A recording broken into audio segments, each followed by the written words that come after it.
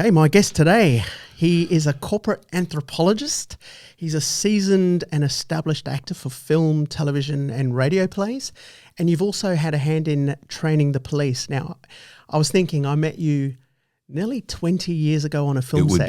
It would be going on 20 years. I can't believe that. And so, Eddie Stowers, how are you? I'm good, mate. And it's really, really nice to be here.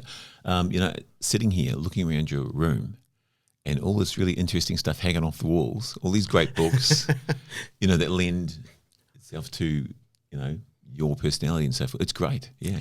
It does reflect. I was actually going to take the bookcases when I first thought about it. I was going to soundproof the whole room, and it was my wife that turned around and said, leave your bookcases. No, Joss is right. Because it also makes people feel comfortable. Yeah. It's not the studio environment sort of thing. But they do. I mean, I've got some stuff here. I can't really say. I'll tell you off camera. But I've got some... Tell me, Wayne. Tell me. Well, I collect rocks. Yeah.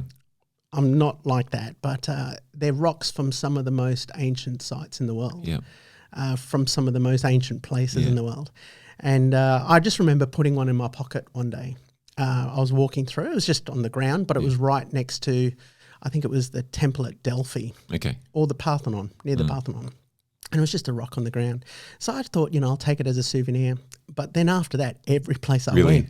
And coming back from Egypt, I didn't realise how many rocks I actually had. And my wife got a bit paranoid because we were coming back through the airports. And they're really strict on that. Yep. Yeah. And she goes, I think you need to get rid of them because they were a bag. Yeah.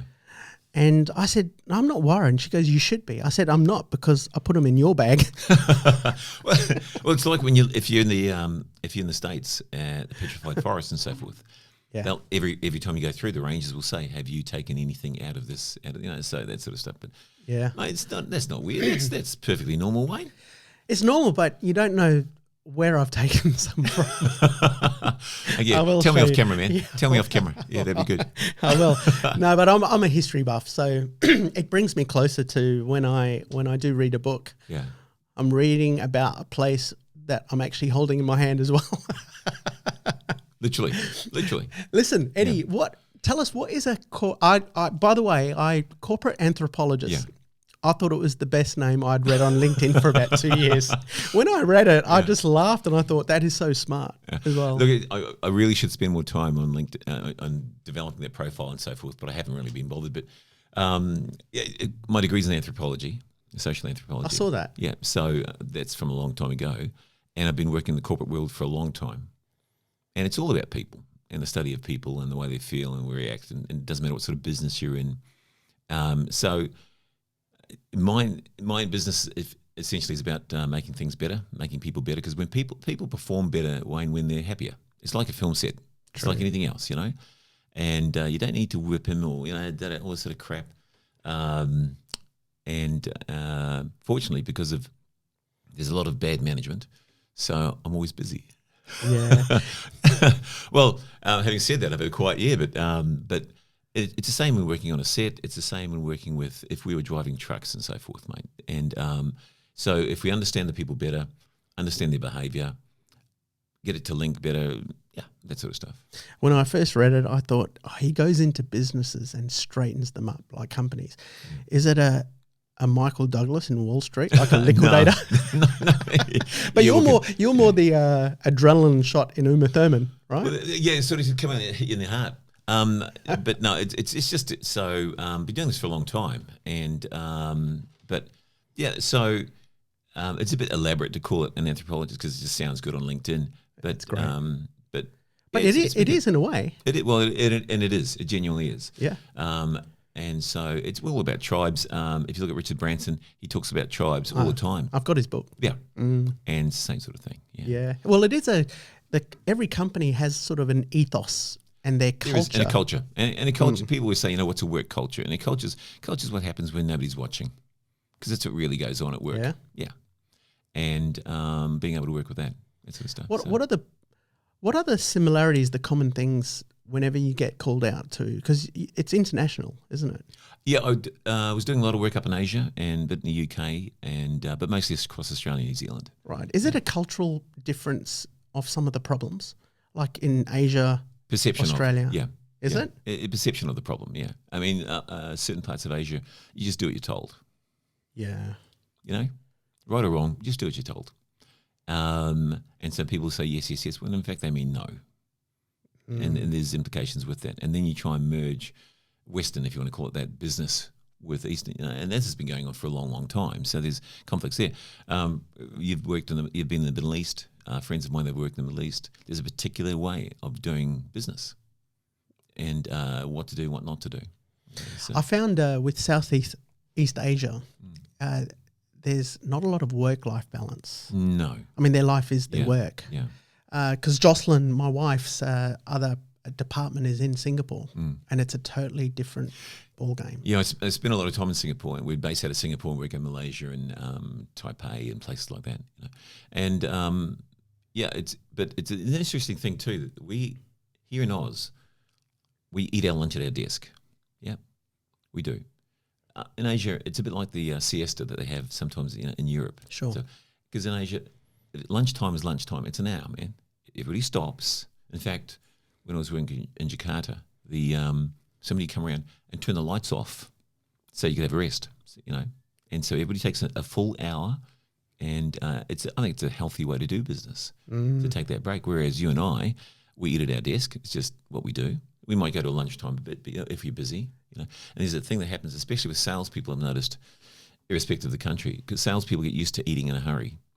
So when they go out to dinner, you always pick up the salespeople because they finish their main way before everybody else. Really? Yeah, way before. And a friend of mine that was running a restaurant in Victoria Park, said he had a lunchtime special and all that sort of stuff. And he said he could always tell when salespeople were leaving the restaurant. I said, why is that? He said, because they're still chewing as they're paying the bill. Yeah, and this links to what we were talking about before we came on here, about the life and work balance that people just aren't hitting. And and that sort of stuff. I think it was Mike McCall. I was talking when he was on the show. Yeah. I was having an interesting discussion with a family, and they were Singaporean, and they considered the Australians and the French and stuff to be lazy. Yeah. But I said, I don't know if it's lazy. I think it's more of that we appreciate the life. We are working to have a life. It's not the other way around. No. And they saw it very differently. Yeah. But I said, you've got to look at what people want. I mean, at the end of the day, is it money or is it happiness? Because happiness doesn't bring, money does not bring you happiness all the time. So they were coming from a very different point of view, where I was coming from, I think that a lot of people need a life, because their whole working life is work. And we're all mortal. One day it's all going to end. The last curtain call is going to come in. Absolutely. And we just talked about it before. We've all been hit by that, with brother Dr. Michael McCall, Doctor, Doctor, good on your mic. And very proud of him. We did Tough Mudder together. Yeah, that's right. Yeah, that's right. And but look, it's and we'd mentioned it, talking with Mike and so forth. And there is that balance, and a lot of people don't hit it, and will never hit it. And it depends on how you feel about your work. But for instance, I've been doing this for a long time. In fact, I ran into a guy the other day, and it really struck me, Wayne. He said, we talked. He said, you got me involved in this business. I said, sorry. He said, yeah. I said, I couldn't remember him. And we worked out, it had been 33 years. 33 years since the first time we'd done business. And honestly, the word enough floated across my eyes. It just popped in my head, the word enough, had enough, And so that's what got me thinking about how I'd like to take next year off and turn it into a gap year. Isn't it funny? Make my 60th year a gap year. Isn't it funny? It's the little switches that switch on. It is. And they come from the least expected places. It is. Look, a few, last year, a little bit before, Sally, my wife, was dropping me off at the airport again, because she was at the airport. And she said, you frown a lot. I said, no, I'm just thinking about work and what's coming up. And she goes, no, you frown a lot. I was going, oh, do I? And then you get thinking about, why am I doing that sort of stuff? And don't get me wrong, I'm happy and da-da-da-da, all that sort of stuff. But it gets you thinking. And then we have people drop dead. I have 6 of my friends or people I know who are doctors who have pulled the pin on medicine. Don't want to be doctors anymore. And it's interesting, talking to them, people outside medicine say, why would you ever wait? Why would you ever stop being a doctor? Why would you want to stop? But people in medicine go, good on you. Really? Yeah. They're going, good on you. Get out of it. Same with law. Talked about law and Joss being in law. I know a lawyer who quit because he actually I know a few lawyers who've quit, but this particular guy quit because he'd been at the law firm for a couple of years. They work the hours, man. They work the hours. And he, their boss called him into the boardroom and said, look, we've got a big merger thing coming up. Please phone home. Tell them we're going to book into a hotel. We're going to work here until da-da-da-da-da. Yep, we'll be here till Saturday. He looked at his diary on his desk. It was Tuesday. They were going to be locked into hotel rooms, working non-stop. And he goes, God, this is not the life I want. And so what I'm finding at the moment in corporate world, there's a lot of professional disenchantment. It's always been there, don't get me wrong. And there's always people going, I'm going to go off and be a gardener now, a nurse. Excuse me, I'm burping. I'm going to do all these different things. In fact, it's funny, my hairdresser, this is when Josh was 20, he's a baby, so this would be 25 years ago. He's cutting my hair, he's bitching about his job, I'm bitching about my job. He goes, you know what, the hell with it, let's go up to Kings Park and work as gardeners. The beautiful Kings Park up the top of it. Beautiful. Okay, so I rang up, and this very nice guy on the phone goes, so what sort of thing would you like to be doing? I said, well, what sort of work do you have? Like spreading, like that. He goes, don't tell me. A bit upset at work, are we? I said, what? He goes, a bit sort of work not going too well, want a bit of a change, that sort of thing.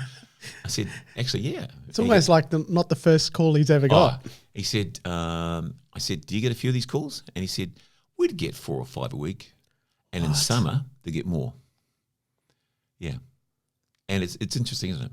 You think, you always look, the grass is always greener and all that sort of stuff, but people think, go up to the park and lay some mulch down and you'll be happy.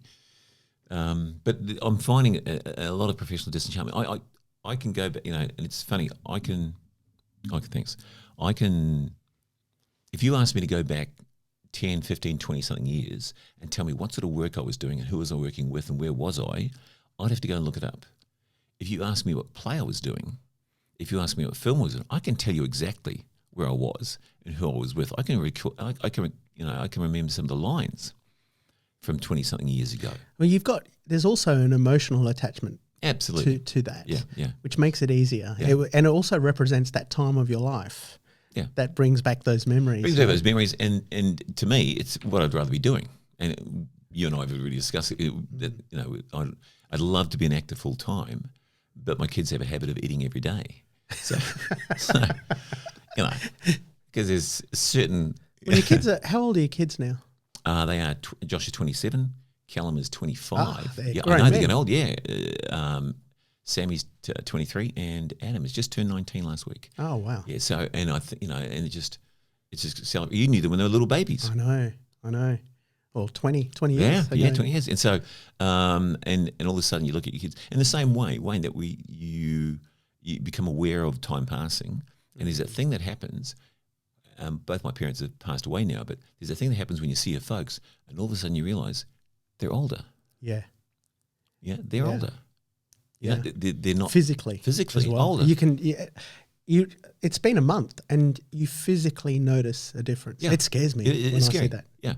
And I met a guy. This is going to sound really weird, but I was at the airport in Auckland, and the international terminal flying in. And the toilets, I met him in the toilets at the airport, and there's an older guy there washing up and doing sort of stuff. And I was sort of looking at him because he had his shirt off and the whole thing, and we had a bit of a chat. Nice guy. And he said... He had his shirt off? He had his shirt off. He was having a proper wash and shaving the whole thing and doing his hair. And I was sort of looking at it because he's spending a bit of time. And he said, and we had a bit of a chat. Nice guy. And he said he was an Australian guy. His daughter had married a Kiwi guy, and they're flying over to Auckland. And he said he'd become aware of how he'd seen his parents and they'd aged. And he never wanted to do that with his son with his his in-laws and the kids and grandkids and so forth. So he said, my wife is doing the same thing in the women's toilets. So when we emerge through customs, we don't look like we've been dragged through a hedge backwards. Yeah, we look bright and up, and we're enthusiastic to be there, rather than that dreary old. And I thought that's really interesting. Yeah, that is interesting. Yeah, look, I had a friend that was a nurse. Yeah. And she said to me, she deals with a lot of the elderly that pass away because often it happens and the family don't have time to get there. Yeah. And there's a few things that they talk about. And one is that I wish I spent more time with family, more time with friends. Yeah. And I wish I travelled more, see more of the world. Yeah. They never talk about cars, the work, should have bought that watch. Should have the houses. Yeah. And it does make you think. But I think you and I can have this conversation because we are at that middle point. Well, we're not young anymore. It's not about ambition. It's about pleasing the soul, Well, 30 comes around in a heartbeat. 40, 50, I turned 60 this year. That's incredible. That's scary, man. That's scary, And what did that do psychologically? Did you have that quiet moment to yourself to sort of go? I'll tell you what's funny. I ran into I'd done a play with a actress. She's on the cart. Lovely woman. She's a model and a gorgeous girl. Yeah. And when I ran into her again, I hadn't seen her for a few years, and she'd been about 27, 28 when I ran into her in Hay Street, and it was so funny. And she comes running up, and she gives him a big hug and a kiss, and she buries her face into my chest, and she goes, "Oh, Eddie, you smell delicious." And, I thought, oh, that's so nice. And you smell, and at the back of your middle-aged mind, you're going, still got it, the way you do. Anyway, so she goes, "Oh, Eddie, you smell delicious. You smell just like my dad." Oh, really? It was all sounding so good there for a while. I thought, oh, son of... I said, yeah. So anyway, went home, told Sally and the boys, and they all laughed, of course, And so I went into the boys' room because I threw out my aftershaves, right? Obviously I'm wearing the right. So I threw my aftershaves out and go into the boys' bedrooms and I got the aftershave, splashing the stuff on, And the boys are going, "It's $70 a bottle." And I was going, "I don't care." It's $90 a bottle. I don't care. It's those wake up calls. It is those wake up calls. Yeah. And you smell so nice. You smell like my dad. Yeah, you smell delicious. You weren't wearing Old Spice or something, were you? No, but it must have been obviously something that wasn't very nice, or what it just aged me. Yeah. And then you go to the gym, and you're benching something. It's a reasonable amount of weight, and these young guys come up to use the equipment, and you go, "I'll just take that off," and that's okay, mate. We'll just warm up on that. Okay. Yeah. Bastards. Yeah.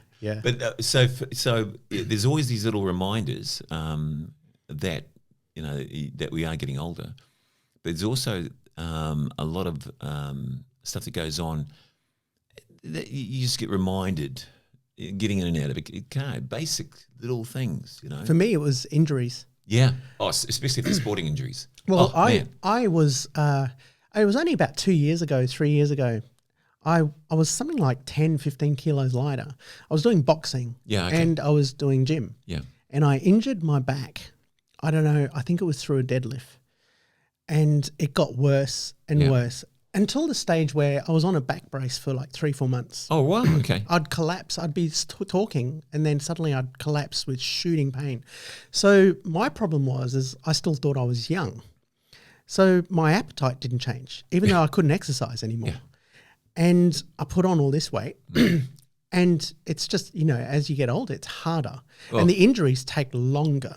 So I went to physio and things and we are going back next week to training. Really? So I feel like I'm okay now because I tried about a month ago and then I did one boxing session and I was out for the whole week. As in my back started to play up again. Yeah, it's a shocker, isn't it? It is. And that's when I'm reminded that I'm 48. Yeah. And like you said, with the girl that comes up and says you smell like their dad, I get. I teach on the side, so I teach a lot of these kids, and because I sort of speak a little bit of their lingo and I can relate to them, they do forget sometimes that I'm older than most of their parents. Oh.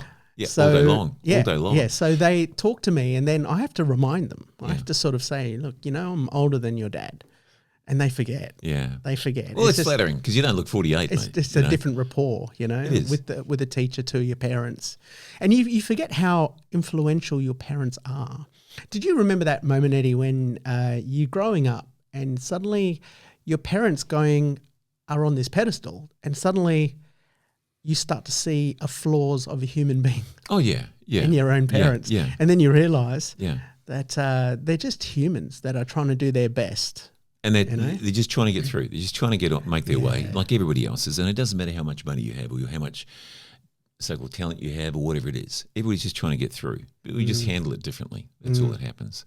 And absolutely. And then you think, God, when you're 40, you think, did my parents think this when I was 40? Or when you're 50, did they think this when they were 50 or whatever it is?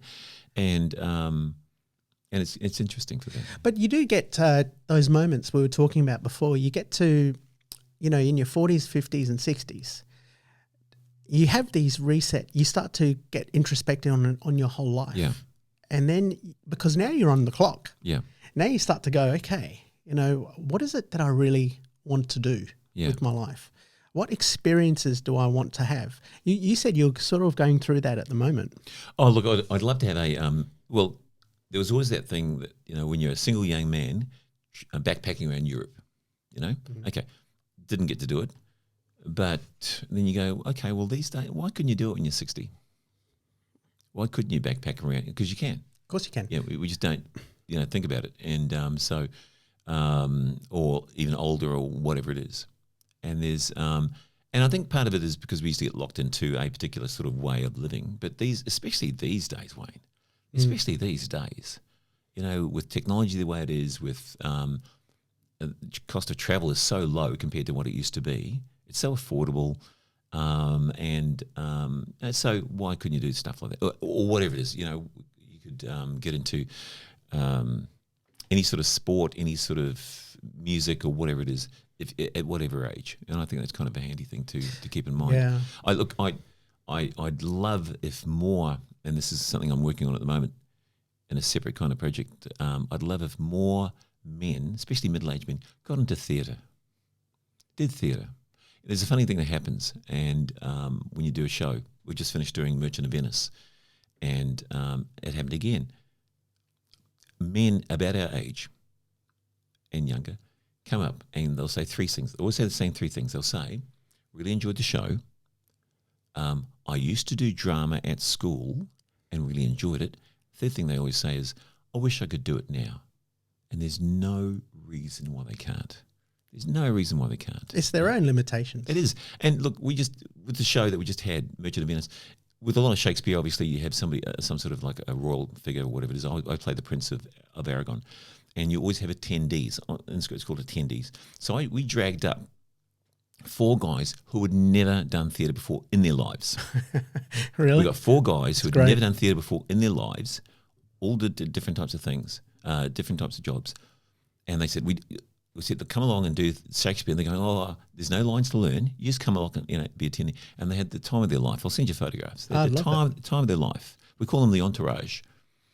And they really, really enjoyed themselves. And I think that there's 4 guys doing that. Honestly, Wayne, there's 4, there's 44, there's 104. So from now on, whenever we do Shakespeare and we have attendees, I want to drag up people like yourself. Yeah. Come along to rehearsals, know when to stand, get involved in the buzz. Yeah. And so these guys found themselves doing Shakespeare on a summer's evening, outdoors, mate. Yeah. You learn a lot about yourself through the characters. I mean, that's what acting is, really. You learn more and more with each different character you play. Yeah. You start to learn more and more about yourself. I think you do. And I think it's a never-ending learning process in that way. Yeah. It is. But and it's film's different to theatre and so forth, but it's just, to me, it's just fun. Yeah. Especially, and I think about the time that we've had on set. Yeah, we had a great time. Yeah, we had a great time. And there's the 2 aspects to it, I think. There's the actual performing, then there's just being on set with your mates. Yeah. Just being on set with your mates. And I look at some of these entertainers, these actors that make different movies at the moment, and they've made films with the same mates all the time.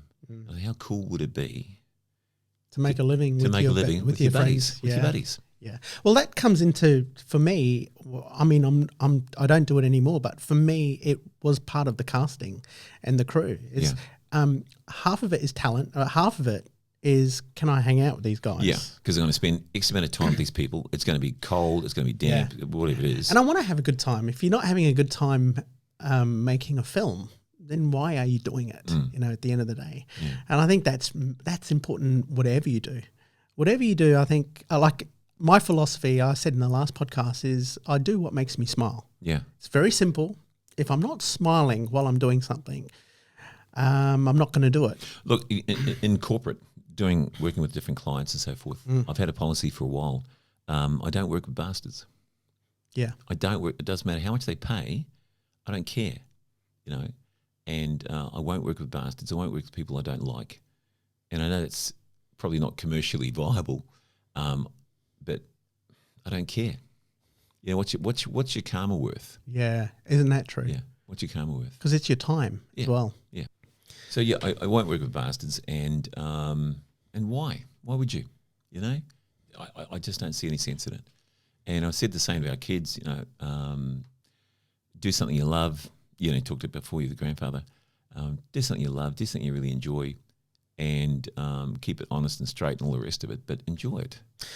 Do you know? I read somewhere the other day where what's preventing a lot of people, when they turn around to you and said, I did this at school and I wish I could do it again, and is debt. Debt as in purely financial debt? They call debt the new age slavery, the modern day slavery. Okay. You have to go out, work a job you don't like to pay a debt that most people don't need. Oh, yeah. What? Bugger the 2 cars. Have one. Yeah. Car share. Do you need the extra 3 bedrooms? Yeah. And look, you're right, because we do that thing. We go and borrow money that we can't afford to buy stuff we don't need, to impress people we don't even bloody know. We do that all the time, and that's just a lifestyle thing. It's amazing what you can do without. I think so, and I think travel allows you, it opens up those blinders. Absolutely. When you start to see people that have a quarter of what we have that are living happy lives, it really makes you question your own existence. It did for me. It did for me when I went to Vietnam. And there's a funny story. I was up in Sapa, in the Sapa region. It's beautiful. Every picture is a Nat Geo picture. It's where the Hmong tribes are. Okay. And they have this very simple existence. But it all started where there wasn't any kids around. So I said to this lady, I said, where are the kids? And she points towards the mountains in the distance, which was China. And it was these fields, these rice paddy fields. She goes, somewhere over there. And but they'll come back. They've got to do their chores. They help cooking. They help to cook the meals. But they're playing. They're around somewhere. So I had a new iPhone, the first ones that came out, 3G. It was like, whoa, 3G iPhone. So, I'm showing them the pictures and I'm showing them what it is and I'm telling them it's a phone. And my tour guide, Lamb, he starts laughing. So I look over at him and I said, oh, you're laughing? He goes, yeah, because in that little shack over there, they have a Pentium 4 computer with internet. Yeah. They know what an iPhone is. They're laughing not because they don't understand. They're laughing because you think they don't understand. Yeah. And, I wrote a blog about it because it really made me sit back and think. They knew everything what we had. They didn't care. Yeah. Because the kids came back. They helped out with cooking and the chores, smiling. And dinner time, after dinner, they all sat around telling stories. Yeah. Did a documentary with the indigenous culture up north, lived with families in the middle of nowhere. I saw the photographs on the fridge. On the wall, in the middle of nowhere. We're on the border of Northern Territory and WA, where we had to catch our food to eat. Same thing. It was simple. Their churches are the land itself, and they were so in tune with the land. For instance, we were swimming in this freshwater lake, and then suddenly he says, "Okay, everyone, get out." We're like, "Why?" And he says, "Because a bullfrog downstream has just warned us that a crocodile's coming." we we get out of there saying, within minutes, this croc comes through. You have a headache, they go get medicine from the bush. But the kids were playing. They were out there playing, hanging off trees. Every culture in Africa, when we went to Africa, the same. The kids, 7 years old, making food with the family, smiling. Yeah. Like it wasn't a chore. We call it chores. It was just participation to be part of a family. And you start to, when you do come back, you really start to look at what's happening in your life today. I remember being in the States, and because my brother lives in the States, my older brother lives in the States. I've got another brother who lives in New Zealand. And the first time we've been to the States, and in one of the big shopping centres, and one of the big supermarkets. And then they're huge. And they're just colossal, and of course, in this one, there were 2 aisles or 3 aisles. It wasn't Walmart, was it? No, it was a food one. Oh, okay. But there were 2 or 3 aisles of just purely potato chips. It was like that potato sounds chips, right. as far as the eye can see type of thing. It was just amazing. The variety. The variety, and we have all of this, we have all of this. And we're the same here. In Oz, we're very similar. We have, then again, as you say, debt, because it's debt for stuff that we don't really need or want. But because of where we live, et cetera, there's certain commercial constraints that you must sort of apply. But we exist in this society. But, Eddie, things are changing. Things are changing. The younger generation are starting to look at things differently now.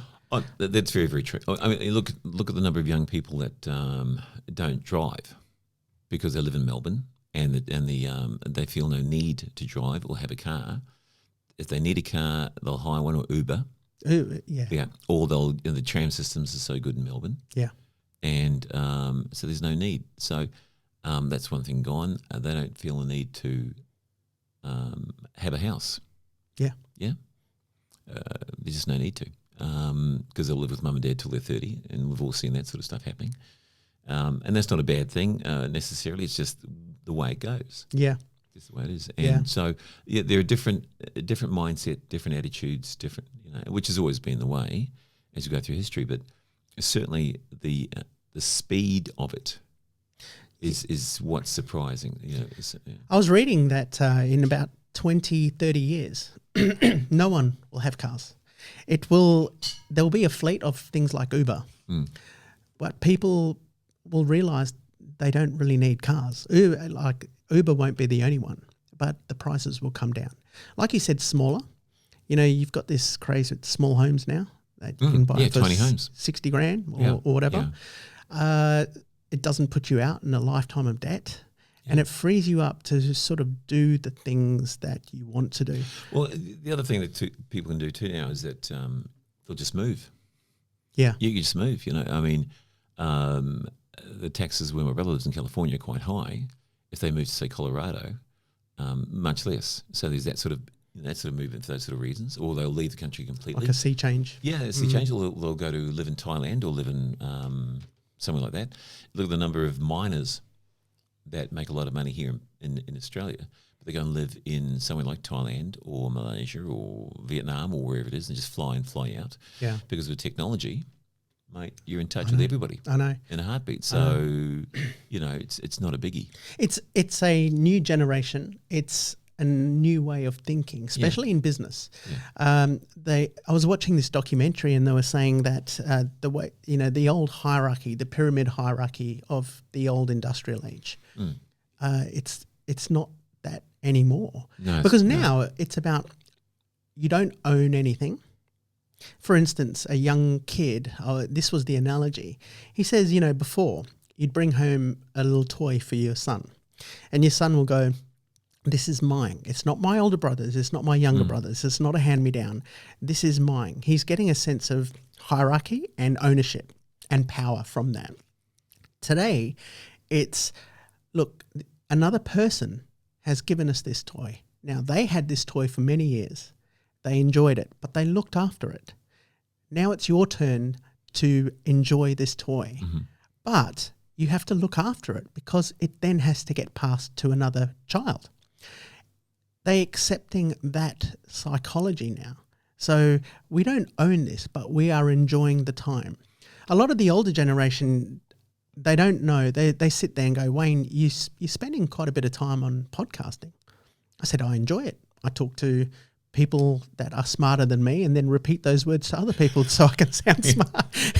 I do that for a living, Wayne. I do that for a living. I'm just a dumb, over-curious Australian that loves to talk and ask questions. But why I'm doing it is because I'm enjoying it. And the fact that so many people can listen in, but they don't. But what are you getting paid for that? That's the question. Okay. I said, but I'm not doing that for that now. I'm doing it because I enjoy it. But do you realise that what we're doing now is we can share it with anyone that has a mobile phone? And they don't realise that time today is currency. Oh, it absolutely is. Attention is absolutely currency. Is. So this one guy was talking about Joe Rogan. Yeah. And he said that, Netflix is, people are saying Netflix is, it's the new studio system. Yeah. Like the studios are suffering. That's right. But then you've got Netflix and people can stay at home and watch a series of, say, Breaking Bad or Game of Thrones, where they see these characters, their journeys over a period of seasons from $8 a month on Netflix. But he turned around and he said, but that's changing now again. And Joe Rogan said, well, how do you mean? He said, well, look at you, for instance. They've got massive overheads. Like they're producing their own shows. Even though they're making hundreds of millions of dollars, they're spending hundreds of millions of dollars because they've got overheads. You've got your technician. People are spending 2 hours listening to you talk, which means they're not spending those 2 hours looking at Netflix. Yeah, yeah. Time is currency. Yeah. Attention is currency. It is, and look, the drivers in business these days. It used to be quality, because remember people used to say Jap crap. Okay, look at everything made in Japan now, mate. I know. So the first thing used to be quality. Okay, that was the 80s, wasn't it? 80s and early 90s. Before, yeah, but it's sort of call it sort of Jap crap. Okay, fine. That's no longer the case. Then it became value for money, because value for money for whatever it was, whatever you're going to buy. Value for money these days is extraordinary, mate. It's fantastic. As I said, this thing here cost under $1,000. Yeah. Go back a few years, man. What would it cost? Your plasma screens. What are they? So your value for money. You can fly now to. I went to San Francisco a couple of years ago. Well, it was $1,100, I think. Return with with a full service. So value for money is fantastic, but that's changed now. The big thing, as you're saying, currency is money, is convenience. The easier you can make it to do things. Yeah, that's worth. Your time and your money. An example is here in Australia we used to have Jim's Mowing. Do you remember? Yeah. Started off as Jim's Mowing. I remember the logo even. Yeah. Jim's Mowing. Now, what does Jim do? Jim does everything, man. Yeah. There's Jim's fencing. There's Jim's tax returns. There's Jim's tax returns training. Oh yeah, mate. There's more than I counted them. There's more than 27 different businesses. And it's all because Jim's just not mowing lawns anymore. It is a multifaceted business. It's a brand. Yeah. Absolutely. And it's because you and I will pay somebody to do something for us. Uber Eats. Yeah. Same thing. I mean, we can lie in bed. I know. And order food, and it'll be there. I know. Do you remember the doctors? They used to, when I was young, they used to do house calls, and then it stopped for about 40 years. It's back.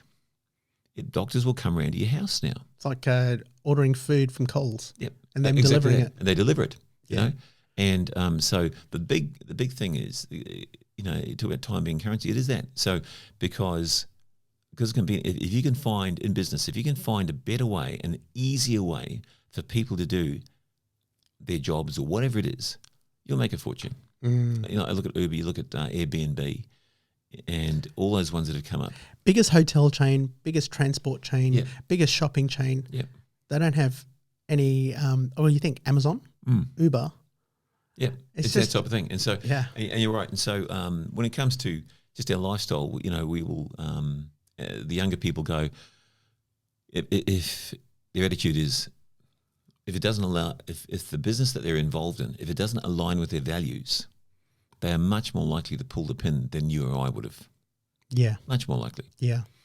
And it comes down to things like communication skills or just the way we communicate. You and I would meet a person in the street and talk to them face to face, complete strangers, about whatever it is, if we need to, ask for directions, whatever it is. That online would steer away. Young people, the exact opposite. Yeah, they won't make that face-to-face conversation, but online, they'll reveal everything. Yeah, it's a different time. And I was talking to an apprentice master the other day, and so you have the apprentices in a particular workshop or whatever it is, and they have a person who runs the apprentices. Okay, and he said, Eddie, do you know? I know when I get a person when I know when I've got their respect. I said, oh, how's that? He says, because when they turn up in the morning, and I say something, they'll take an earplug out and listen to me. If they really like me, they'll take out both. Yeah, that's the indicator. I love your indicators that are coming. Like the guy who pays the bill that's still chewing. You know he's in sales. You know he's in sales. You know if he takes out 2 earbuds, then he's paying you respect. Then he's paying you respect. Yeah. And it's the same with people if they're talking over their shoulder, they're not really paying. If they really want to talk to you, they'll turn around and face you. Well, body language has always been the language. Yeah, it is. And if you can read it, you know. Yeah. You know what I'm finding really concerning is the young people, because I teach them, and every year I'm noticing it more and more, is because they are so familiar with the online communication game. I'm finding that they are censoring their answers before they answer. So there's a slight delay. Okay. So when I'm talking to them, they will censor what they have to say in return so they don't look stupid. It's like if they have to write a status update. Right. You'll notice they'll spend a minimum of 5 minutes just writing one line because everything has to be so precise. They'll edit it. Really? They'll edit it, put it out there because they don't want to be made to look stupid. Right. So it's affecting their verbal communication. Because now they're censoring what they're going to say. So every year I'm finding there's a delay. And it's just express. They're so afraid of screwing up. Yeah. They're so afraid of making mistakes. Oh, that's a plane. Yeah. It's a close one. Yeah. They're so afraid of making mistakes that it's becoming like that. So my whole goal with them all the time is like go out, make as many mistakes as you can because that's where you learn. Yeah. And it's easy to say, but it's a different generation. It is a different generation. And yeah, okay, that's interesting. Because also you got to remember when we made mistakes when we were young, and I made many.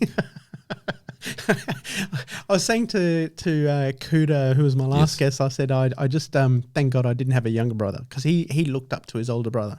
Because you wouldn't want to look up to me when I was young. But you see, we could forget about it. We'd have a weekend off. No matter what happened at school, you'd have a weekend off. Kids today don't have any time off because their presence and their profile is online for the rest of their lives. You know, it's unfortunate. It really is unfortunate. And it's funny when you talk about school because when we were at school, we knew we were stupid because we were told. Man. Yeah. And so they go, Stowers, stand up. Said stand up in the class.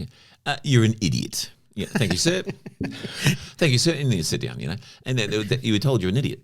You daren't do that now at school. Well, you can't.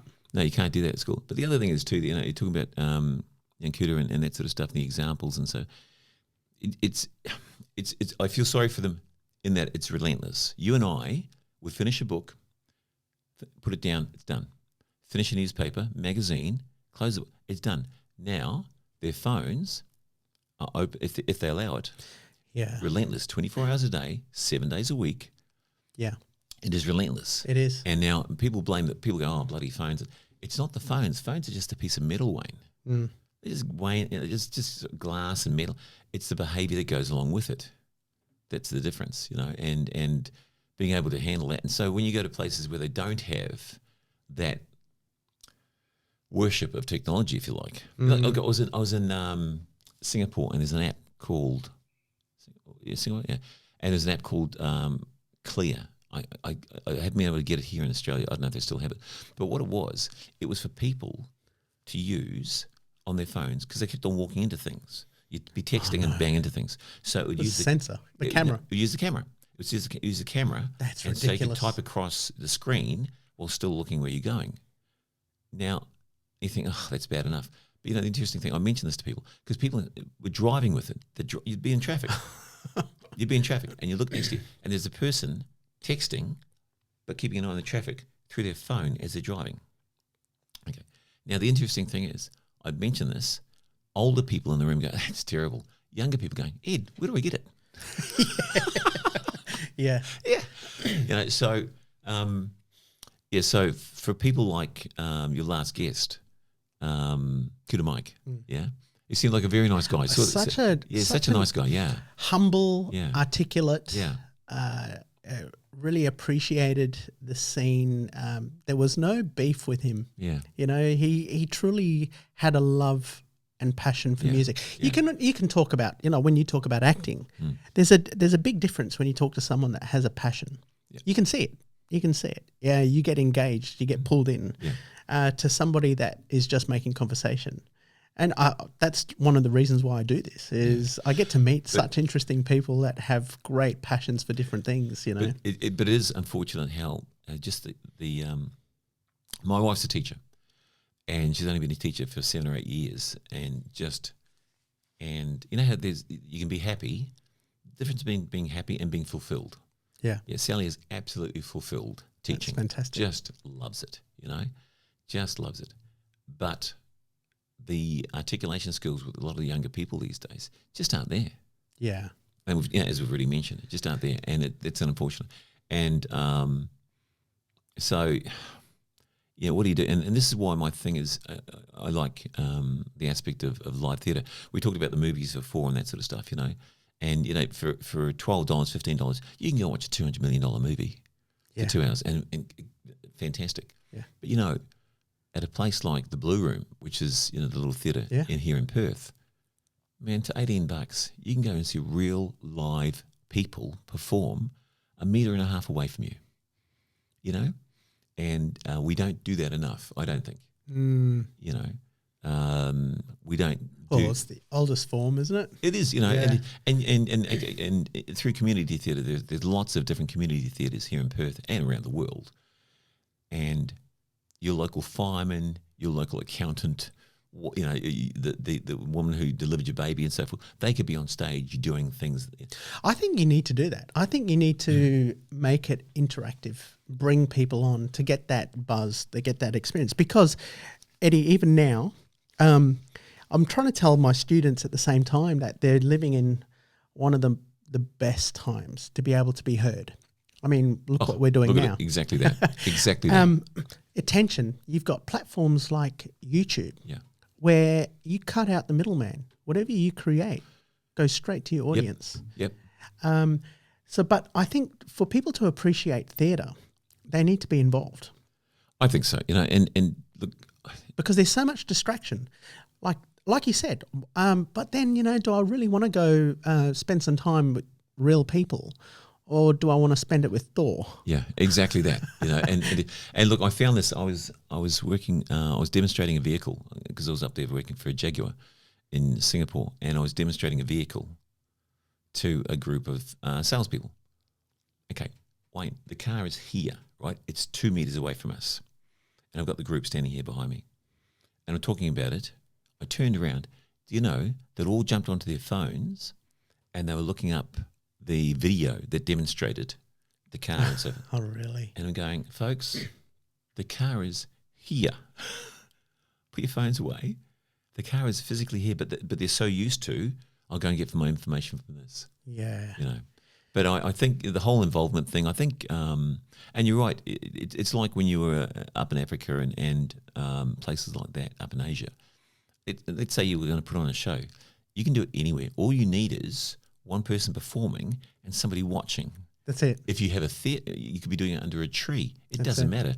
And if you have a theatre, that's fantastic. If you have costumes and lighting, it's sensational. It all brings it in together. But ultimately, it's just one person performing in front of another, exactly like teaching. Yeah.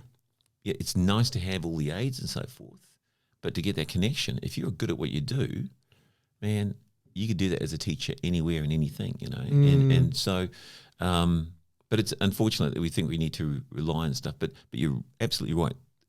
the technology these days allows us to get to. You have to utilize it. Yeah, I mean, look, you've got thousands of people, following, which is fantastic, and in a very relatively short amount of time. It's a bit scary. It's your personality, Brother Wayne. That's what it is. Please, no, it is scary because even my wife turned around and said, as long as you don't censor yourself, and it's hard. Like, you start to think. Look, honestly, Eddie, this is honest to God. I thought a maximum of 50 people.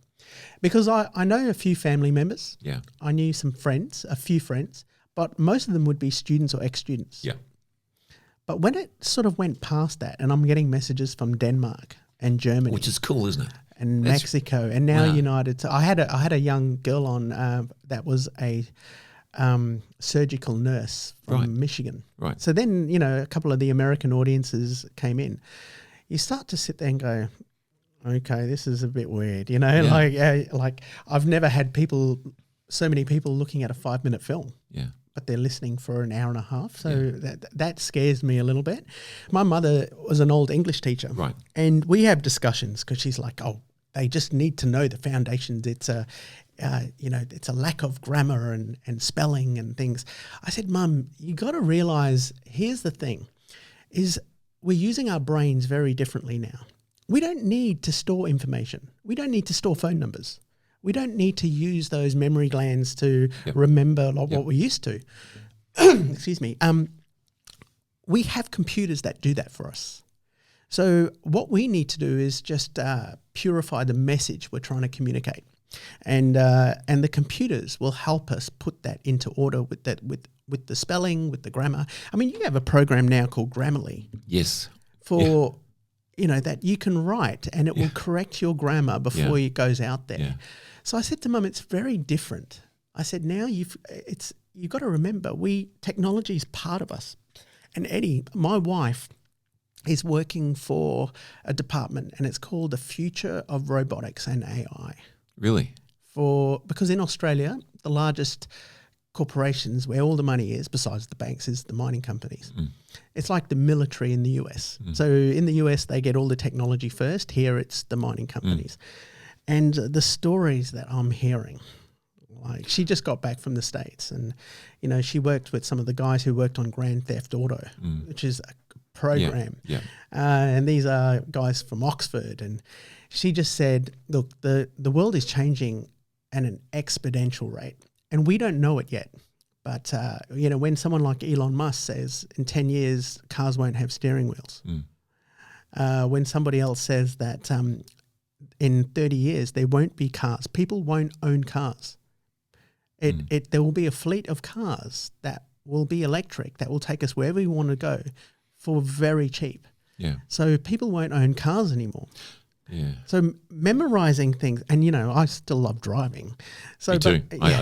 I think I'll be in 30 years. 30 years, I'll be 90. But stem cells. Stem cells. We'll see how we go. Still look the way we are now. Yeah, and I'll bring out that V8, whatever it is, and thrash around the hills and get chased by robots. It'll be like Will Smith in iRobot. Yeah, it'll be like that. Yeah. But and she's right, and I've worked with the mines, and it's quite extraordinary. The trucks that drive themselves and autonomous this and autonomous that. It's quite extraordinary. I like to think that there'll always be the human contact. And I'm sure there always will be, you know. But certainly our lifestyle is affected in such a way. Yeah. And it's, we talk about instant gratification and that sort of stuff, because I guess you can lie in bed literally and just hit it, and then you'll have access to thousands of TV programs. Yeah. Or, but at the other end, there's, because of our voracious appetite for entertainment, there's that constant churning. What's next? Yeah. What do we have to do next? Yeah.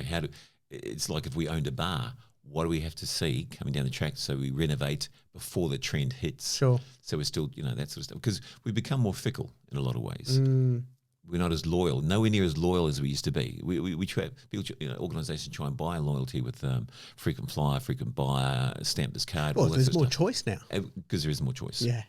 Because by much, and so whereas your market used to be, for instance, local community, now it's the world. Yeah. So, talking about you podcasting and so forth, an idea that you talk about here is around the world, and influencing around the world, which is kind of spooky in a way. It's spooky because it's nice, but at the same time, there's always a negative side to that too. Like I'm just, half the time I don't know what I'm talking about, but I am curious to find out. Yeah. So, but yet people do. Like, we didn't think the other podcast was so bad. We just spoke about institutionalized religion. Oh, yeah, okay, the feedback you had from people. But we were bringing in facts. It was more of a historical point of view. Yeah. But the amount of messages I received, most of them complimentary. Yeah. There was a few physical threats that were in there. Oh, really? Oh, yeah. There were a few physical, but I expect that. Yeah. And my whole thing for me is I'm just going to flood it more with more interesting people. Look, I think, look, as soon as you expose yourself. Yeah, and I expect that because, I knew that. But at the same time, when you are expecting 50 people and then you have a couple of thousand and then it keeps growing. And a special shout out to our friend in Michigan. Very nice of you listening in. Yeah. But isn't that weird? Okay. It is. We're talking about technology, and it's a different way of how we are communicating, and it is changing. So imagine your youngest, 19, in 30 years. Yeah. They'll still be at home. They're going to have. They'll still be at home. I'm kidding, Adam. You won't be there. Who knows? Yeah, who knows? Yeah, who knows? We'll be in his place. Yeah, it's in Egypt, for instance. You'll see these tall buildings, and there'll be these pylons on top. That's not finished. There'll be wires everywhere, and they'll grow food on there and stuff. So you often ask, what is that? And they say it's because it's a generational home. So at the bottom was the great-grandparents. And what they do in their life is they get the next floor ready. Right. For the next generation and then the next generation. So what you're seeing sticking out, all the metal poles sticking out, is for the next generation that comes along. We'll build on top of that. Wow. So you've got this generational floors of this building. Yeah. And that's how they sort of work it because... But, this is what I was going to ask you last time. There's two things. One is the mentality. I went to Sydney, I think in 1994. I think I moved to Sydney. Right. It was so cheap here in Perth. Yes. At that time. Yeah. We were paying $130 for a brand new 3-bedroom house. And, man, you didn't even know you were alive. Yeah. It was my God. $130. We went to Sydney. It was minimum $300. Okay. But the psychology of it, what I realised was the kids that were coming out that were in their 20s, mid-20s, it was impossible for them to think, I'm going to own my house. Yeah. I'm going to buy a house. So you know what happened is they traded their security and stability for dreams. So they turned around and said, well, we're not going to have a house. So what is it we really want to do? Like, let's just shoot for that. Yeah, okay. That makes sense. It was really good to see. It's interesting, isn't it? Where in Perth, a lot of my friends, it's so easy here to get a job, get a block, get a land, get a house. Yeah. And before you know it, you're working in a job to pay for that, which is a great thing. Yeah. But the psychology of it, the same age group over in Sydney was like, we can't afford a house. So let's just shoot for what we love and do what we love, My second thing, before I forget, is what the industry is, I think. The biggest industry is the sex industry. Oh, yeah. Yep. Setting up a brothel with sex robots, sex bots. Sex bots, really? Yeah. Well, the first one's already started, and it's massive. Sex bots? Yeah, in America. And Japan's going to follow. They've always had the sex dolls and that type of thing. No, these are... Yeah, but these are sex, these are full communicative. Like, they can talk. And it's only getting better and better. So I'm thinking, it's going to stop diseases. I'd buy shares in that. I think we set one up. We could set one up. Yeah. We could set. That'd be easy. I know. They'd have Kiwi accents and. and if anyone pisses us off, we'll design a bot just like you, and we'll put it in. We'll put it in the bottom floor. We'll have a Polynesian bouncer bot. Yeah. As bouncers. They'd just be like the King's Cross again. Yeah. And they'll all look like The Rock. Dwayne Johnson standing in every door. Yeah. Get the tats, the whole thing. Yeah.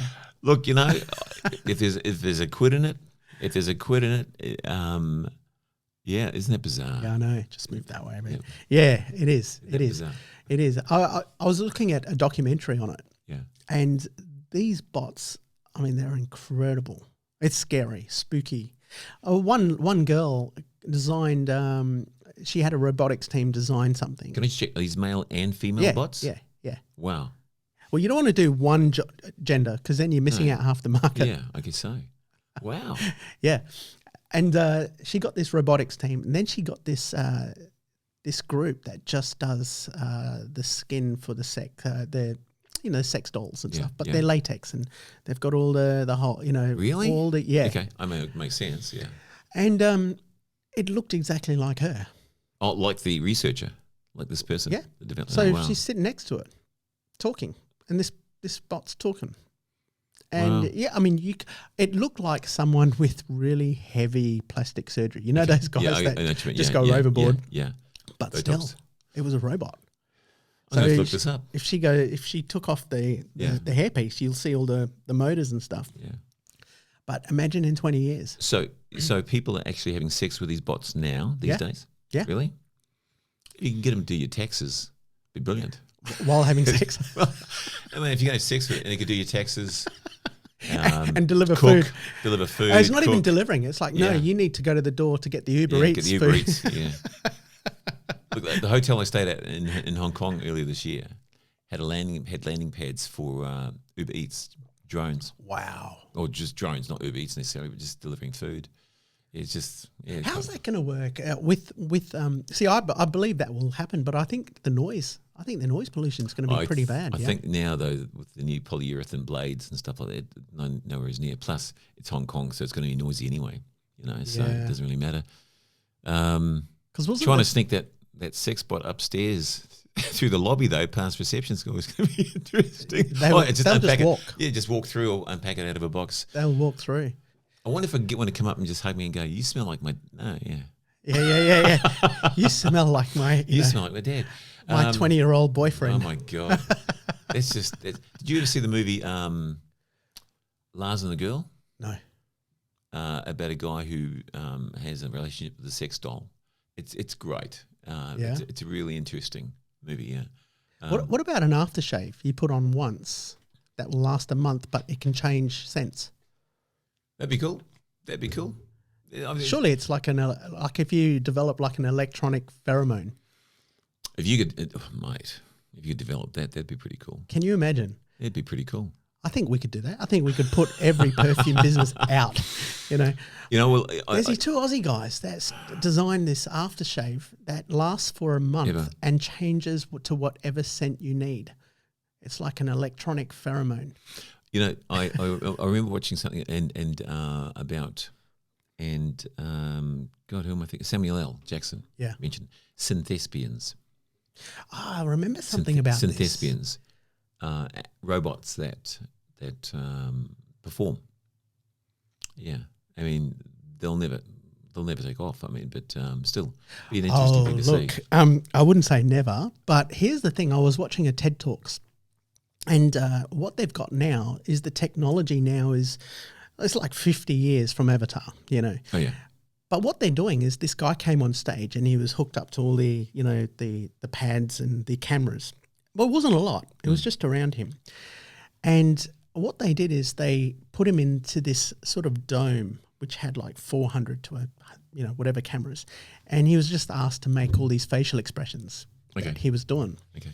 Once all of that was done, he walked on stage and he had an avatar that was live, following his movements, that looked exactly like him. Wow. But then he said, this is where technology is now. But then if I was playing like a dwarf in Lord of the Rings, and this avatar changed to this dwarf with his facial features, the wrinkles around his eyes, his hair, and he was talking as this dwarf, like this on the screen. So what's going to happen, you'll never replace, I don't think, the actor, because you'll never replace instincts. It's the flaws that make us great. Makes it interesting. Yeah, that makes us great. Yeah. So it's those human mistakes that we make, and but I think what's going to happen is you're going to go on, and it will be this suit that you put on, where you're going to get out of 4 hours of makeup. If they want this to Actually, be, yes. Yeah. if they want Yeah. different hairstyles, if you're playing another character, for instance, what if you're dating Audrey Hepburn today, and suddenly all you put on the same suit as a woman, and suddenly you're acting but as Audrey Hepburn, or a dwarf in Lord of the Rings, or something from Game of Thrones. But can you imagine? And they can use that for games. Yeah. They can use that. What is scary though is he's talking about communication. He said, what you will do is it won't just be voice. It'll be like an avatar that's talking in communication.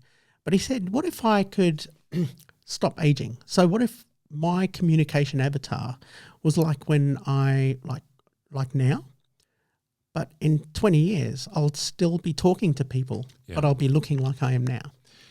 It's kind of spooky, isn't it? It is spooky. When you see Obama, and they've got Obama talking, and they've got, I think it was Jordan Peele that was talking about stuff, but yet Obama was saying it. Yeah. You're just not going to know what is real anymore, you know? Yeah. Look, it's it's funny, isn't it? And then you go to a place like where you were, where none of that exists. I know. And it's pure and beautiful. Pure, and raw and, for want of a better word, flawed. But who cares? Yeah. You know. And in a way, I prefer that. Yeah. Oh, I do. Yeah. I prefer that. I do. Where were you born? I was born in a place called Tokoroa.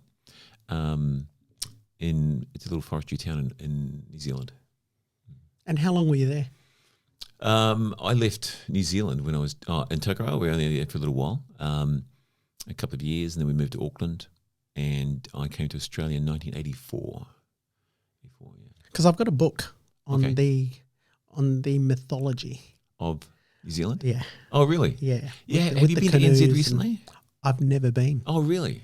Okay. Oh, mate, you got to go. And I've spoken to my wife. In fact, after we're hitting Rome next, and parts of Greece we didn't see, but New Zealand is actually really close on the list. You got to get to NZ. I mean, I'm Samoan. My parents are Samoan, so and a lot of Pacific Islanders come out of New Zealand. So you'll have Tongans and Fijians and most of my friends were Samoan in Sydney. Yeah, yeah. They were my close friends. Yeah. A few of the big boys. Oh, man. Yeah. Don't want to double cross them. I was so happy they were on my side. Yeah. I saw what happened when people, when they weren't on their side and crossed them on their side. Yeah. And the boys will still be going to church on Sundays too. Well, the point was that these guys they just weren't afraid of anything. Like Eddie, we walked out one day and we're in this pub underneath the ground. There was 2 incidents, and we saw this. Is it the Upside Down Bar? No. No. Okay. No, it was on George Street. Okay. Oh, okay. And we had pool tables, but everyone started to run because this fight broke out, and I think these 5 or 6 white guys were kicking the crap out of this. He looked Tongan or Samoan. Okay. But they knocked him out, and he was out cold on the ground. They were still kicking him. He suddenly opened his eyes, shook his head, stood up, picked up one of these white guys over his head and threw him. Yep. After getting knocked out. Yeah. And we had this Samoan security at the cinema we worked in. He was half. His dad was this old English, mother's Samoan. And suddenly these bikies were having this one guy was lost it, and he's smashing all the cars on this road. Okay. He's just screaming, but this bikie was huge. Yeah. So all of us were sitting there going, someone call the cops, someone's got to call the cops. And he's going from car to car. And this guy standing next to me, his name was Aaron. He's shorter than me. I'm 5'8". Mm-hmm. So he would have been, 5'6", 5'7". And he's looking, and suddenly he's running towards this 6'4" bikie guy and just puts him in his place. Because he said, look, what if that was my car? Yeah. But the point was, as I said, I love the psychology of it. Like, does fear ever come into it, Aaron? He was obviously, this guy was on something, smashing cars. Everyone else was like, look, get the cops. This guy is huge, and whoever goes there is just going to get hurt. This 5'6" guy that was 5'6" suddenly just takes off.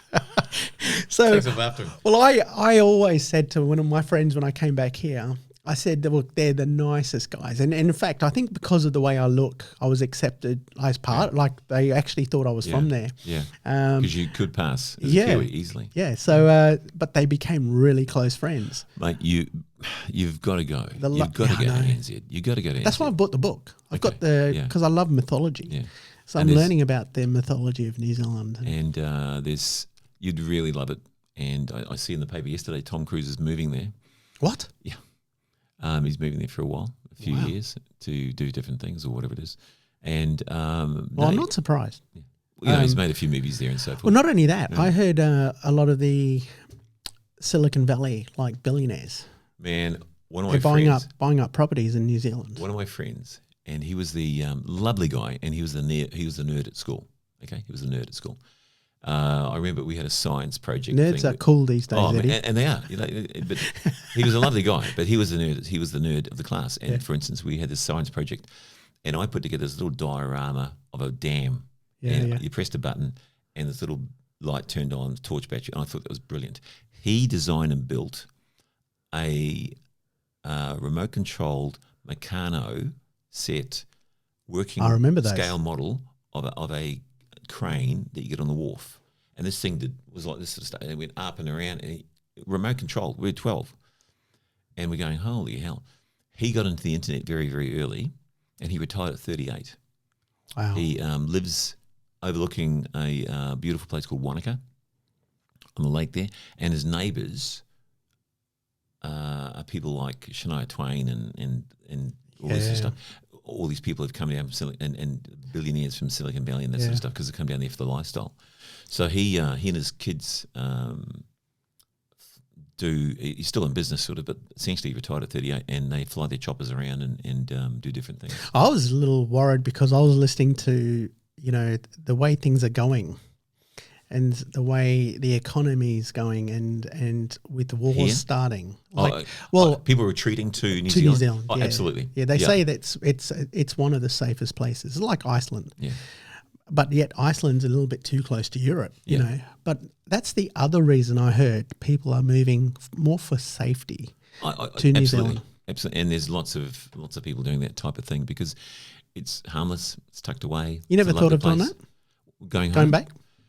It's a funny thing. We were talking about the other day. Would we go home? There's the older you get, and I've struck this with many people actually. The older you get, you've moved away from the UK or wherever it is for such a long time. There's a yearning to go back. Yeah, back to where you came from. Home soil. The home soil. And I know that my parents had some Samoan friends go back to Samoa after the kids grown and all that sort of stuff. Yeah. And honestly, I've been in Australia now for a long time, 30 plus years. And Perth, could I move to somewhere else in Australia? Well, I spent a lot of time in different places around Australia. So I spent a lot of time in Brisbane, Melbourne. And so I see a lot of those sort of places, Tassie. I still like Perth, but would I go back to live in the NZ? I would, but it'd have to be a particular type of place that I'd live at. Sure. Because there's still to get anywhere, if you're going to do business, whatever it is. Electronically, you could run your business from your home, I think that's what you've got to start looking at next. Yeah, but it's still if you're living in Auckland, for instance, or living in the South Island, it's still 4 hours to get to anywhere. Sure. To Australia or wherever it is, sure. or up in the islands, whatever it is. So probably no. I could see my kids. I could see my kids going to live there for a couple of years. Yeah. Just for a bit of a novelty sort of thing. But ANZ's lovely for a holiday. Got to go, man. It's only $700 and 5 hours away. 7 hours away. Well, the worst thing was we lived in Sydney for 9 years and I never got there. You know why? Yeah. Because we were so tunnel visioned. Yeah. I can understand. In Korea. Yeah. And it kills us now. I can understand that, mate. It kills us because we missed out. We enjoyed it, but we were so tunnel visioned in film that we just didn't look. We had blinders on. Yeah. And you know what reminds us of that is when we see some of the major world events that happened during those 9 years, and we sometimes forget. we're like, we can't even remember that happening because we were so tunnel visioned. I was gonna ask you. Ask me.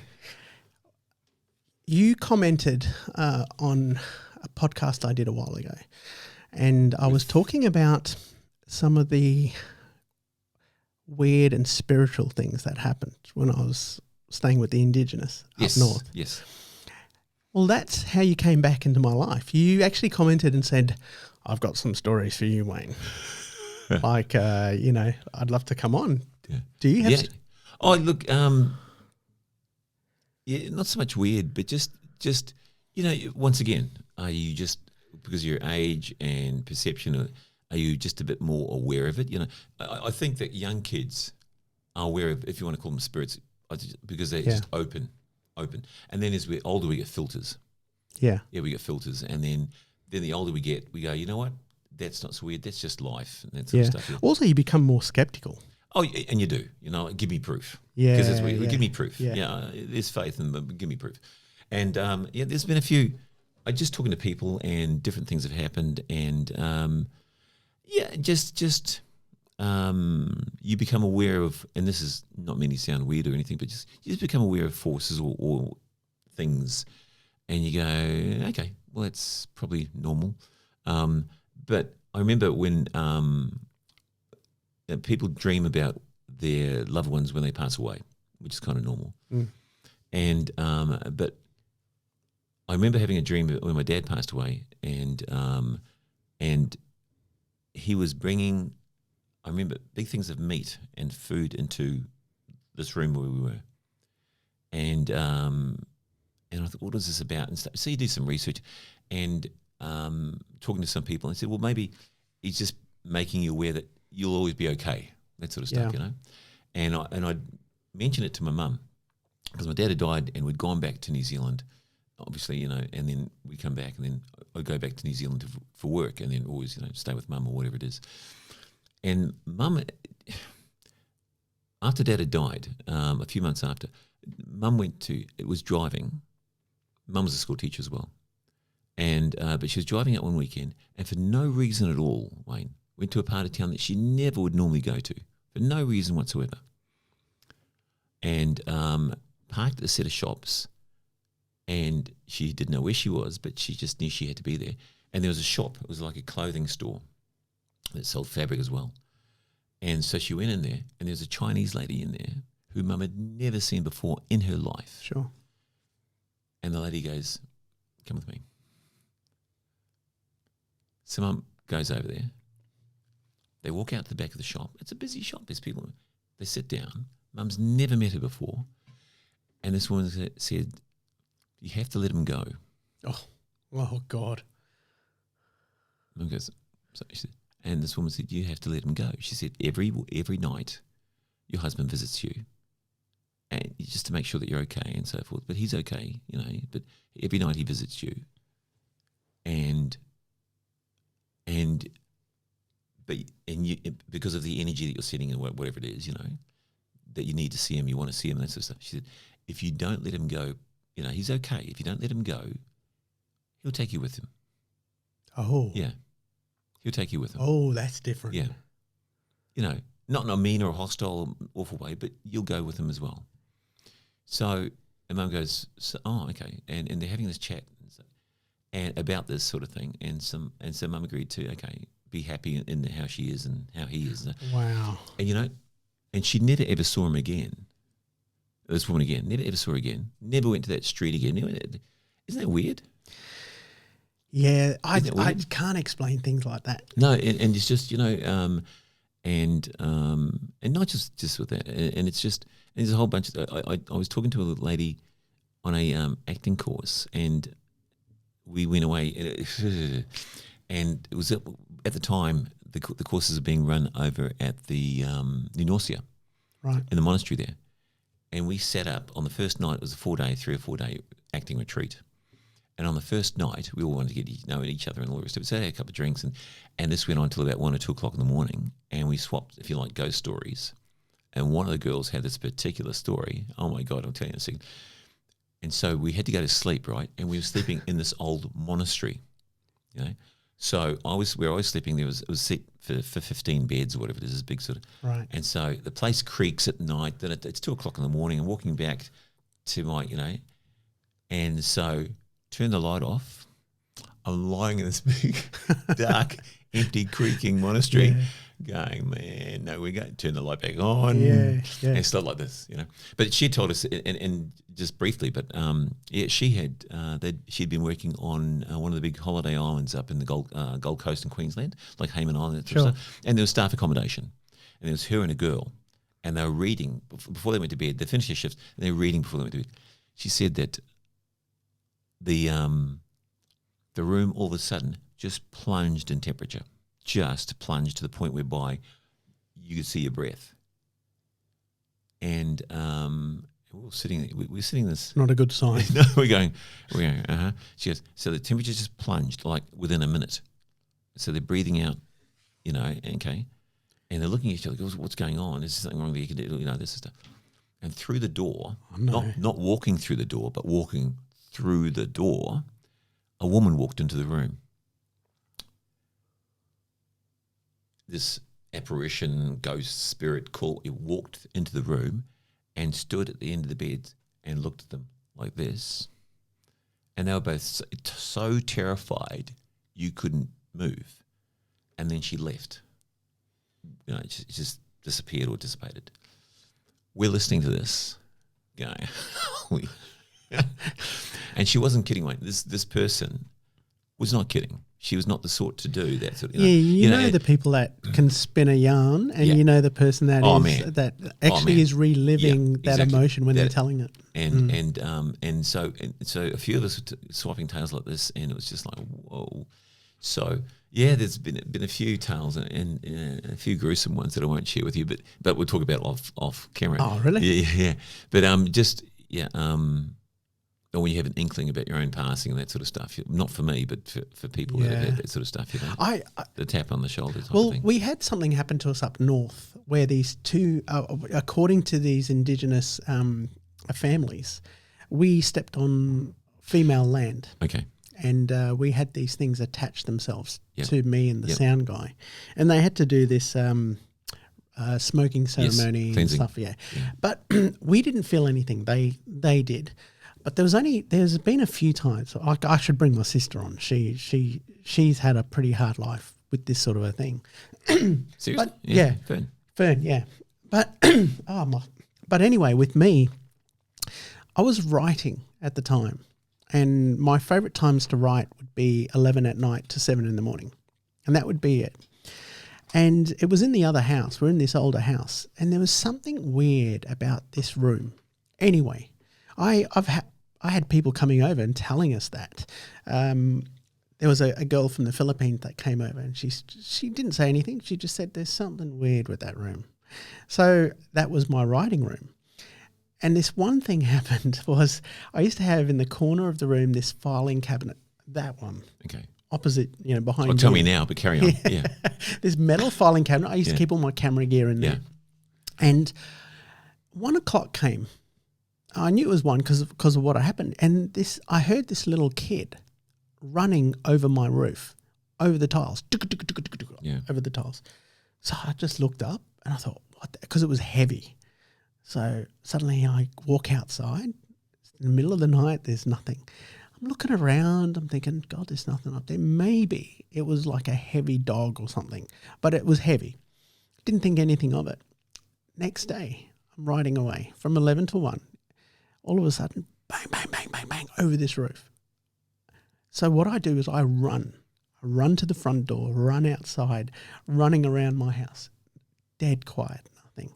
Do you know, Eddie, next day, I forget about it. I'm writing because I'm in the writing mode. Yeah, in the zone. Louder, thump, thump, thump, thump, thump, over my roof. So I run outside and I start yelling. I start going, whoever you are, you little shit, I'm going to find you. Yeah. You're going to get in trouble or whatever. I went back inside.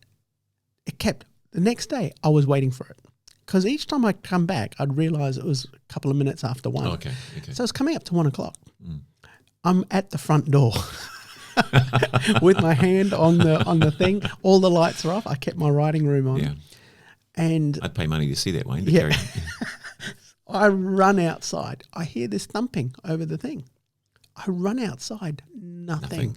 It's just moonlight, stillness. Then I started, because right up until that moment, I'm thought, these kids are winding me up on purpose. Yeah. But I was ready. And I heard this thing running. As I heard the first few thumps on the roof, I ran outside and there was nothing up there.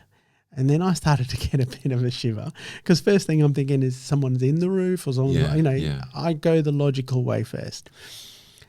It was the day after that. Anyway, I'm sitting there and I'd had enough. And 1 o'clock comes and again, thump, thump, thump, thump over the roof. I sat there and I verbally said this. I said, I don't give a crap what it is. I don't care. I'm just going to get back onto my writing. So my hands hit the keyboard, and a few seconds later, that cabinet in the corner in my room just goes, bah, bah, bah, bah, bah, bah, bah. The whole thing shakes. Wow. I froze. I went into shock. I look at this cabinet. This one here? Yeah, that one. That one. I look over at it and I take off out the room.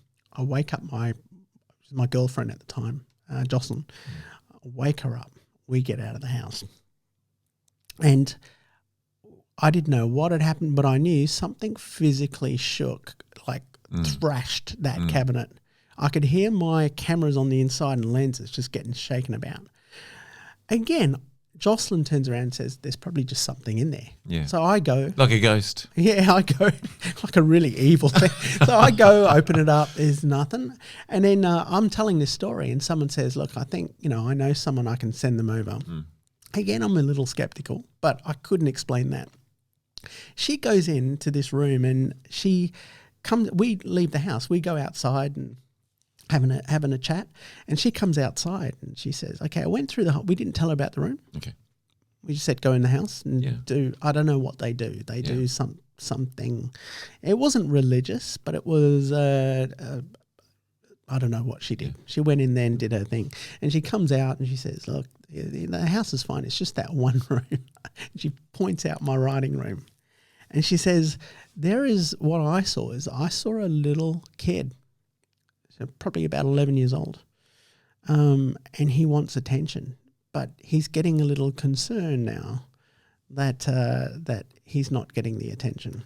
So it could lead to worse things. But what I did is, did you know you had a dream catcher in your room behind the door? I said, I didn't know. Because my door was always open, so it was hidden, and it was on the other side towards the wall. She goes, just get rid of that. I was like, okay. Well, I didn't know. Yeah. So I went in, grabbed it, put it in the bin. And after that, nothing. I can't explain it. I could explain the roof, because there could have been someone running the roof. There could have been hiding when I went out. Yeah. I could not explain the cabinet. No, that's weird. And that's what really shook me. When the cabinet started to violently rattle and stuff. And it was in my room, and it was a tiny room. It wasn't a big room. That scared the shit wow, out of me. It's funny. Wow, that is weird. I met these young Aboriginal guys who would talk about the spirits, a particular spirit, and there's a name for it. There's a name I can't remember. When they'd been in a car, and the spirit had entered the car and been with them, and pulled at their arms and stuff like this. Really, but they have the best stories, though. Yeah. I remember working in Fremantle, and a bunch of guys were talking about stuff, and this one Indigenous guy, he was a student at the time. He had a friend with him, and I remember him saying he used to work out in the trawlers, the boats, and they'd be out for 2 weeks at a time, deep sea. And he said, Wayne, this one time we're out there, and the first catch, they actually pull up a dead body.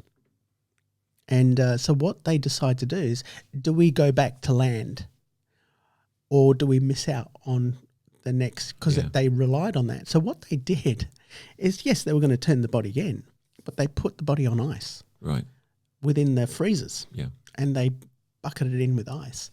They said it was the worst 2 weeks of their life. the amount of stuff that was happening at night. Cursed. Or just yeah. Whether it was psychological, knowing we've got a dead body on the ship, but we've still got to be out in the middle of the ocean for the next week. I've got to tell you, man, if oh my God. Obviously they're running the different shifts, but I'd be bouncing tennis balls off my mate's cabin just to wake him up in the middle of the night, just to upset him. I'd be that You'd guy just too. be burning stuff, you know. You'd have such. That's really weird, eh? They found a dead body out at sea. Out at sea, and they did. They brought it back, put it to the police and stuff like that. But I was my family's always been a bit weird. We used to get a kick. My mum and my sister, they'd be like, "Do you want to do ghost story night?" So I'd be like, "Yeah, let's do ghost story night." So we'd watch a film, and then we'd go out to Karrakatta at like 12 midnight, 1 in the morning, and go for walks and tell ghost stories there. Really? It was horrible. And knowing me, I was just, I think I was 18 and 19 at the time, and I used to just take off while they're telling stories and go hide, just ready to scare the crap out. You know, I was catching a flight out of Auckland one day, and I had to, my car was picking me up at 4 o'clock. So it's still pitch black, driving home. And there's a really lovely young Maori guy driving the car, you know, the limo sort of thing, and having a chat and everything. And where my folks are buried, they're buried next to each other. So your mum's passed? Yeah. Oh, okay. Yeah. And so the cemetery is it's on the way to the airport. It's about 3 k's away from the airport. So I always drop in on the way when I'm coming into town and on the way out. Sure. Yeah. And I know where they are, and so I can find my way there in the dark, literally in the dark. So we're having a chat, and I said to this young guy, "Would you mind pulling over here and going to this place?" He goes, "So we drive around, and we end up next to the cemetery gates." And he goes, "Sure." I said, "I'll be back in a few minutes," you know. And so it's still pitch black. Yeah. It's still pitch black. Get out of the car.